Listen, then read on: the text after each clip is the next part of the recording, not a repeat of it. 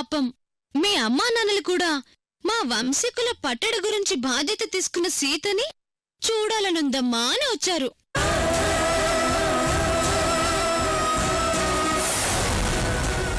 నేనే మిమ్మల్ని కలుసుకోకుండా చేశాను. పైన రూమ్లో మీ అమ్మా నాన్న, కింద వంట రూమ్లో నువ్వు.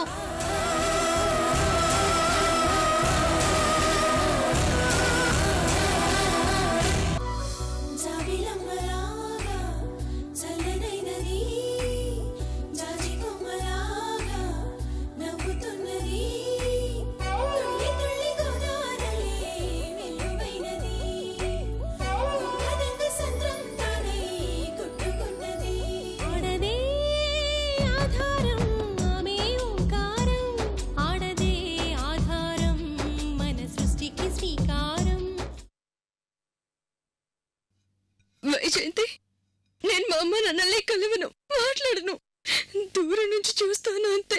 ప్లీజ్ వైజయంతి, అంతే. నో వే, నీకు అదృష్టం కూడా లేదమృత. వైజయంతి ప్లీజ్, వైజయంతి తలుపు తీ.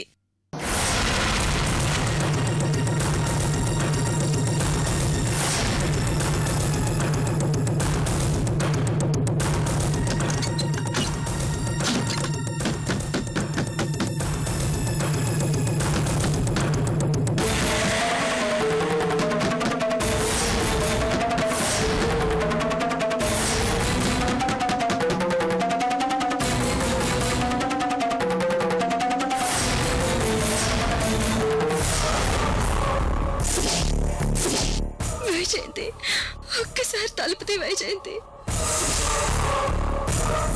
వైజయంతి ప్లీజ్, నీకు దండం పెడతాను. నువ్వు నన్ను ఎంత టార్చర్ పెట్టినా నేను భరిస్తాను. ఒక్కసారి నన్ను మా అమ్మ నాన్నని చూడండి Vyjayanthi. No way. Vyjayanthi please, Vyjayanthi నన్ను అర్థం చేసుకో. వైజయంతి, వైజయంతి.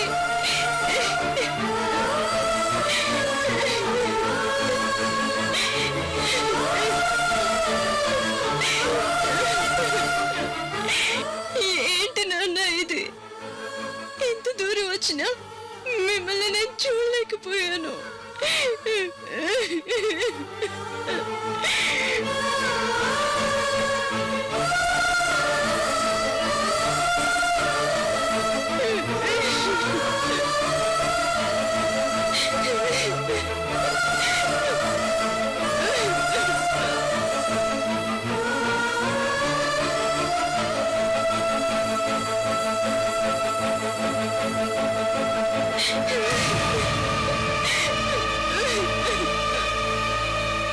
ఏమండి?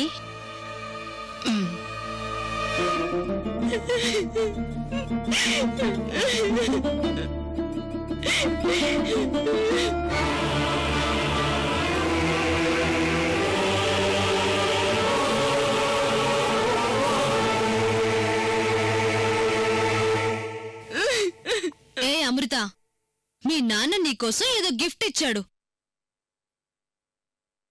అక్కడుంది చూడు.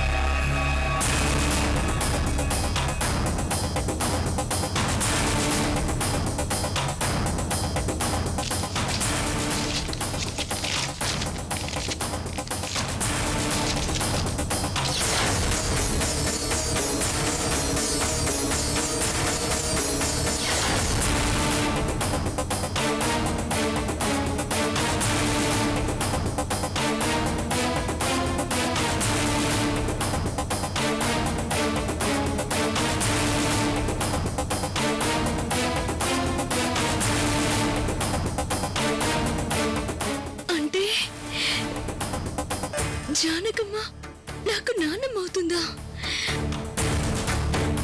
నేను ఊహించింది నిజమే అయింది.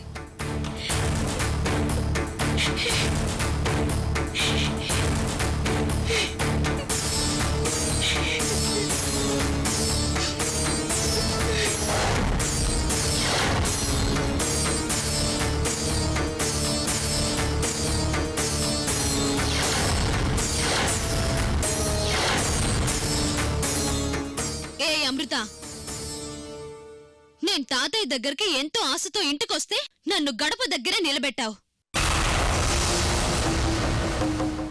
ఆ రోజు ఆఫ్టర్ ఆల్ నువ్వు నన్ను లోపలికి రమ్మంటే తాతయ్య నన్ను లోపలికి రానిచ్చాడు. ఆ రోజే నేను నీ వల్ల హర్ట్ అయ్యాను. దానికి టిట్ ఫర్ టాట్ ఇది, అర్థమైందా?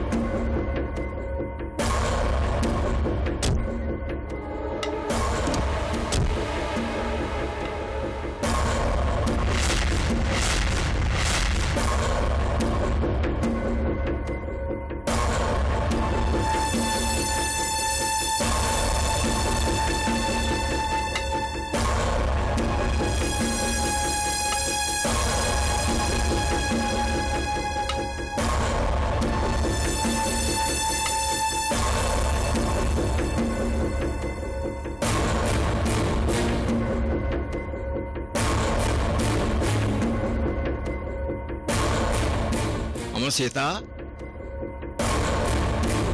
సీత, ఏమిటమ్మా అక్కడ నిద్రపోతున్నావు? తాతయ్య,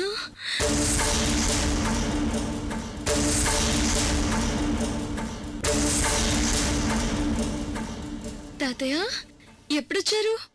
మీ ఆరోగ్యం ఎలా ఉంది? నీ గురించి నేను అడుగుతుంటే నా గురించి అడుగుతావేంటి? తాతయ్య రమ్మరా. ఏమిటి సీత, చాలా అలసిపోయినట్టు కనిపిస్తున్నావు? ఏం లేదు తాతయ్య, నేను సీత సరదాగా దాగుడు మూతలు ఆడుకుంటున్నాం. నేను అస్సలు దొరకలేదు. నన్ను పట్టుకోవడానికి ట్రై చేసి చేసి అలసిపోయింది. అంతే కదా సీత? అవును తాతయ్య, వైజయంతి చాలా తెలివైన అమ్మాయి. దాగుడు మూతలాటంలో తనకి మించిన వాళ్ళు ఎవ్వరూ లేరు. అలానా?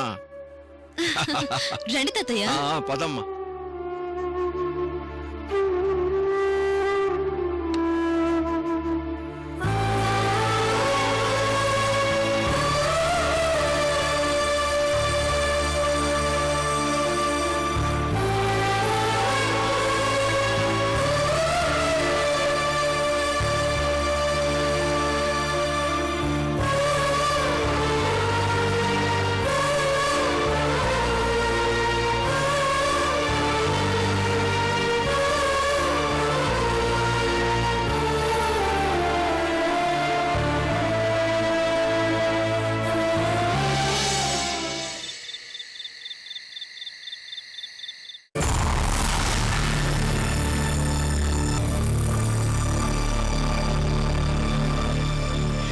సీతారాముల కళ్యాణం చేయడానికి వచ్చిన సాక్షాత్తు సీతమ్మ తల్లి, మహర్జాతకురాలు.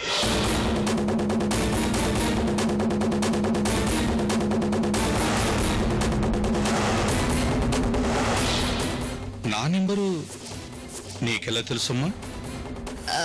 అది కాశీమావయ్య ద్వారా తెలిసింది సార్.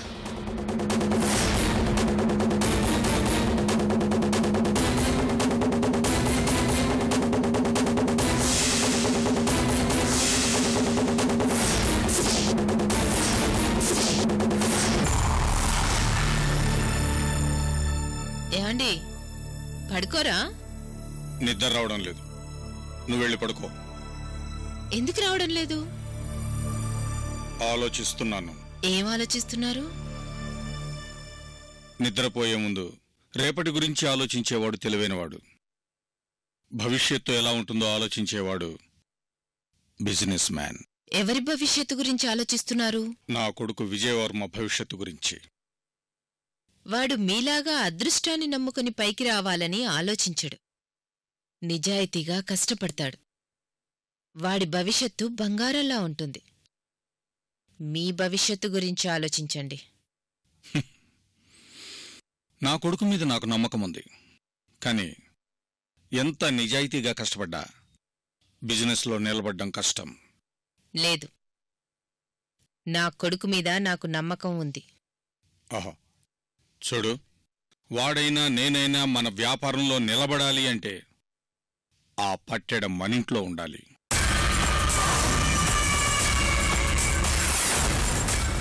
అది మన చేతుల్లో నుంచి జారిపోతే ఒక్క రోజులోనే బిచ్చగాళ్ళమైపోతాం. అది ఆ పట్టెడ మహిమ.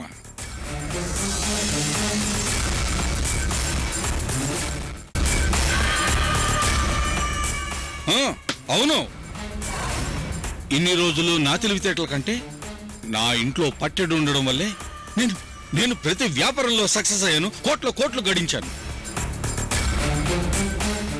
ఇప్పుడు పట్టెడం మన చేతుల్లోంచి జారిపోతే నా కొడుకు విజయ్ భవిష్యత్తు ఏంటా అని ఆలోచిస్తున్నాను. మీరు మళ్ళీ తప్పు చేస్తున్నారండి. చేసిన పాపానికి ప్రాయశ్చిత్తం చేసుకుని దేవుడి ముందు తప్పు ఒప్పుకోండి. ఆ పట్టడిని తిరిగిచ్చేసేయండి. దాంతో మీరు చేసిన పాపం పోతుంది. ఆ తర్వాత విజయ్ తన తెలివితేటలతో బిజినెస్ ని అభివృద్ధిలోకి తీసుకొస్తాడు. అది నీ భ్రమ అనసూయ. లేదండి, భ్రమలో ఉండేది మీరు. పాపం చేసింది చాలక మళ్ళీ కొడుకు చేత కూడా చేయిస్తున్నారు. ఇది ఇంకా మహాపాపమండి. నా మాట వినండి. నోరు ముయ్. ప్రతి మగాడి విజయం వెనుక ఓ ఆడదుంటుందంటారు. నువ్వేంటే నా పక్కనే ఉండి నా పతనాన్ని కోరుకుంటున్నావు? మీకెలా చెప్పాలో అర్థం కావడం లేదండి. తప్పు చేసేటప్పుడు భయపడాలి కానీ తప్పుని సరిదిద్దుకోవడానికి ఎందుకండి భయం? నా కొడుక్కి నేను వారసత్వంగా ఇవ్వాల్సింది ఆస్తి కాదనసూయ, ఆ పట్టెడా. అది కాదండి, ఇన్ని రోజులు ఆ పట్టెడ మనకిచ్చిన ఆస్తి ఐశ్వర్యాలు చాలు. ఇంతటితో తృప్తి పడండి. లేదనసూయ, ఈ బిజినెస్ ప్రపంచంలో వన్ ఆఫ్ ద బెస్ట్ ఉంటే లాభం లేదు. టాప్ ఆఫ్ ద బెస్ట్ అవ్వాలి. నా కొడుకు ఎప్పుడు టాప్ రేంజ్లో ఉండాలి అంటే ఆ పట్టెడ మన దగ్గర ఉండాలి. నా తర్వాత నా కొడుకు దగ్గరే ఉండాలి. అరే అది మనదనసూయ.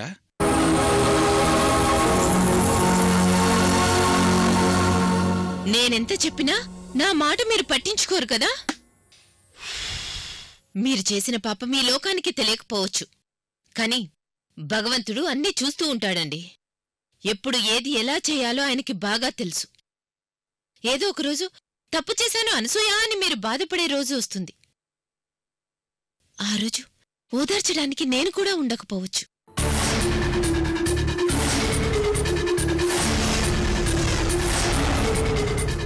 అనసూయ ఆగు.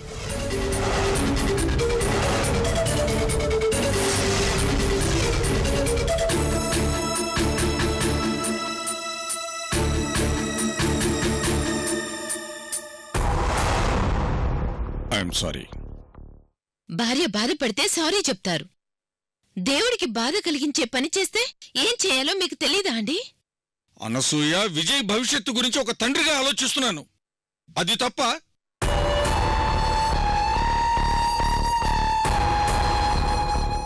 పాతికేళ్ల క్రితం అప్పుల వాళ్ళు పెట్టిన బాధలు మర్చిపోయావా?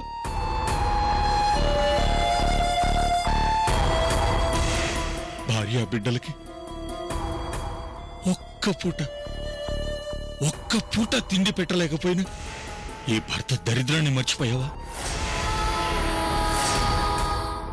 ఆత్మహత్య చేసుకోవాలనుకుని రాత్రంతా దిగులుతో గడిపిన ఆ క్షణాల్ని మర్చిపోయావా? మర్చిపోలేదండి, గుర్తున్నాయి. కానీ గుర్తుంటే పదే పదే పాపం అంటూ ఎందుకు నా ప్రాణాలు తీస్తున్నావు? అది కాదండి. అనసూయ, నా కొడుకు భవిష్యత్తు విషయంలో ఆల్రెడీ నేను నిర్ణయానికి వచ్చేశాను. పట్టెడ కోసం వేటాడుతున్న ఆ పులిపిల్ల సీతని నా కొడుక్కిచ్చి పెళ్లి చేస్తాను.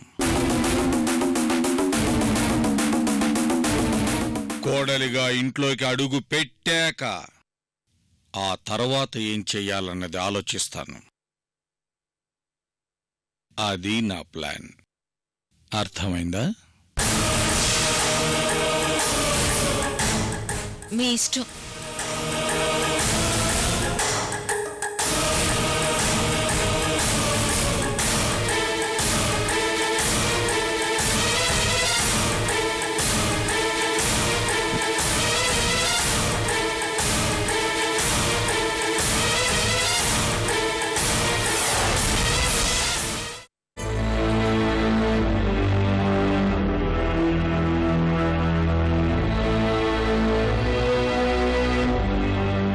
ఏమిటమ్మా నువ్వు అనేది? ఆ నంబర్ రుద్రవర్మదా? అవును తాతయ్య. ఆ రుద్రవర్మ కాశీకి బంధువు కదా, అందుకే ఎన్నిసార్లు ఫోన్ చేశాడేమో. అంటే రుద్రవర్మ గారే ఆ పట్టడి తీసుకువెళ్ళుంటారని నేను అభిప్రాయానికి రాలేను తాతయ్య. ఇది జస్ట్ నా అనుమానం మాత్రమే.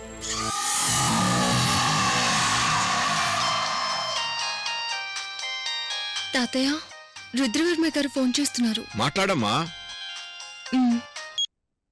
హలో, బొబ్బర్లంక సీతేనా? అవును సార్. ఏమ్మా, శివరామరాజు గారు వచ్చారా? వచ్చారు సార్.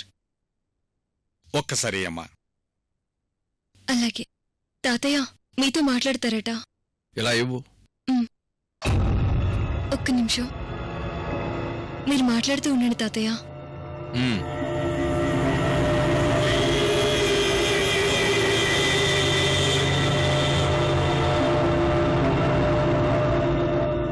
హలో. హలో మావయ్య గారు, నమస్కారం. నమస్తే రుద్రవర్మ. సీత అన్ని విషయాలు చెప్పింది. అంతా నా అదృష్టం మావయ్య గారు. కాశీ ద్వారా నా నెంబర్ తెలుసుకుని సీత ఫోన్ చేయడం, మీతో ఇలా మాట్లాడడం చాలా చాలా సంతోషంగా ఉంది. ఏమయ్యా, నువ్వు బెంగళూరులో పెద్ద బిజినెస్ మ్యాగ్నెట్ అయ్యావట. చాలా సంతోషంగా ఉంది. అంతా దేవుడి దయ మావయ్య గారు. ఇంత గొప్ప స్థాయికి ఎదిగావు కదా, సొంత ఊరికి రావాలని ఒక్కసారి కూడా అనిపించలేదా నీకు? అయ్యయ్యో, ఎందుకు లేదు మావయ్య గారు. ప్రతిరోజు కన్న తల్లి లాంటి సొంత ఊరికి ఎప్పుడెప్పుడు వెళ్దామా అని ఆత్రంగా ఉంది. కానీ ఏదైనా శుభకార్యం జరిగినప్పుడే సొంత ఊరికి రావాలని గట్టిగా నిర్ణయించుకున్నాను. అందుకే రాలేకపోయాను. శుభకార్యమా అంటే? నా కొడుకు విజయ్కి నేను పుట్టి పెరిగిన ఊరి అమ్మాయితో పెళ్లి చేయాలన్నది నా కోరిక. కోనసీమ అమ్మాయే నా ఇంటి కోడలు కావాలి. ఆ శుభముహూర్తం కోసమే ఆగాను మావయ్య గారు. మంచి నిర్ణయమే. మరి సీత ఫోన్ చేశాక ఆ శుభముహూర్తం మీ చేతుల్లో ఉందని అర్థమైంది మావయ్య గారు. అంటే ఏమిటి నువ్వు చెప్పేది? మావయ్య గారు, మీకు 2 మనవరాళ్లున్నారు, వైజయంతి, సీత.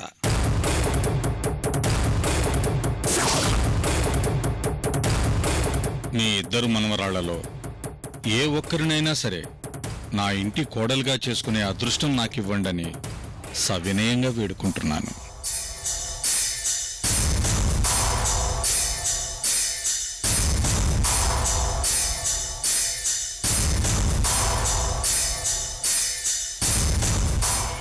ఇలా ఫోన్లో పెళ్లి సంబంధం మాట్లాడుతున్నందుకు క్షమించండి మావయ్య గారు. పర్వాలేదు రుద్రవర్మ, కళ్యాణం వచ్చినా కక్కు వచ్చినా ఆగదంటారు కదా. మంచి పేరు, గౌరవం, పరువు, ప్రతిష్ట ఉన్న మీలాంటి గొప్ప వ్యక్తి మనవరాలు నా ఇంటి కోడలు కావడం నా అదృష్టంగా భావిస్తున్నా మావయ్య గారు.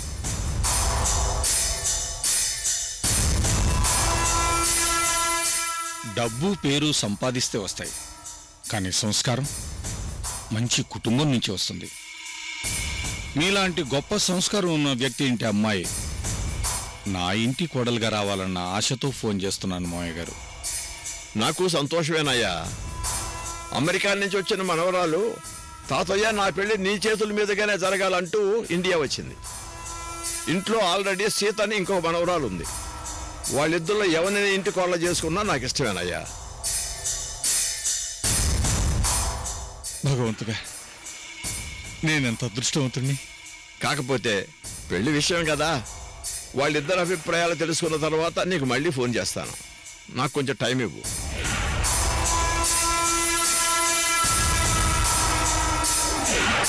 అలాగే మావయ్య గారు, మీ ఫోన్ కోసం ఎదురు చూస్తుంటాను. మంచిది. గుడ్ నైట్ మావయ్య గారు. Good night.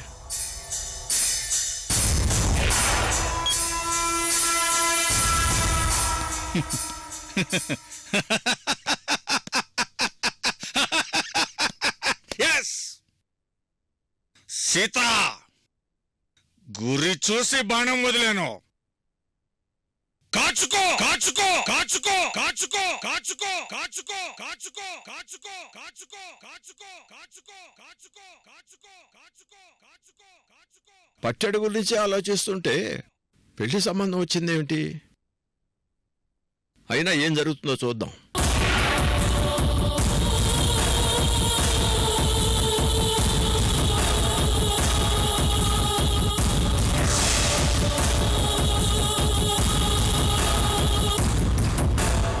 ఏమైనా నేనిప్పుడు పెళ్లి చేసుకోలేను తాతయ్య. మీ ఇష్టమే నా ఇష్టం. పెళ్లికి నాకెలాంటి అభ్యంతరాలు లేవు తాతయ్య. రుద్రవర్మ తన ఈమెయిల్ ఐడి పంపిస్తాడు. వాళ్ళకి నీ ఫోటో ఒకటి పంపించు. No no